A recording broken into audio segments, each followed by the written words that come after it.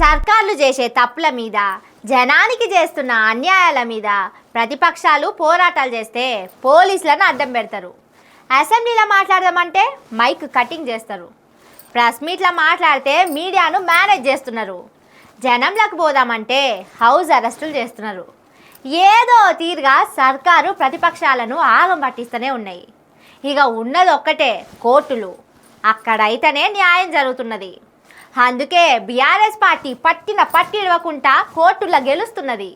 మొన్న పార్టీ ఫిరాయించిన ఎమ్మెల్యేల మీద 3 నెలల నిర్ణయం తీసుకోవాల్సిందే అని రేవంత్ రెడ్డికి షాక్ ఇచ్చిన సుప్రీంకోర్టు ఇప్పుడు గవర్నర్ కోట ఎమ్మెల్సీ నియామకాల ముచ్చట్ల సువ్వలు కాల్చి సురుకులు పెట్టింది. ఒకరు అల్లం ఇంకొకరు బెల్లం అన్నట్టు ఎందుకుంటది? బీఆర్ఎస్ సర్కార్ ఉన్నప్పుడు ఎట్లా జరిగిందో ఇప్పుడు కూడా అట్లనే జరగాలి. మీదేమన్నా పైనుంచి ఊడిపడ్డ సర్కారా అన్నట్టు షోలు పిండి చేతిలో పెట్టింది. ఇంతకు ముచ్చటేంటిదంటే బీఆర్ఎస్ సర్కారు కాలంలో 2 ఎమ్మెల్సీ సీట్లు ఖాళీ అయినాయి.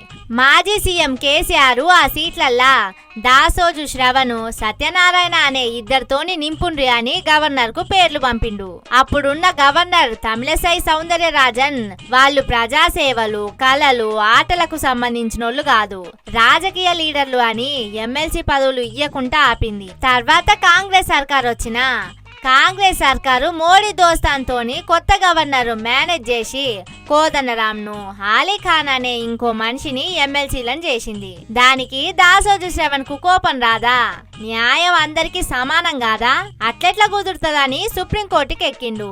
ఆనాడు మేము రాజకీయ లీడర్లైతే మరి వీళ్ళు కాదా అని కోర్టుల వాదనలు వినిపిస్తే కోదండరాం, అలీఖాన్ సభ్యత్వాలను రద్దు చేసింది సుప్రీంకోర్టు.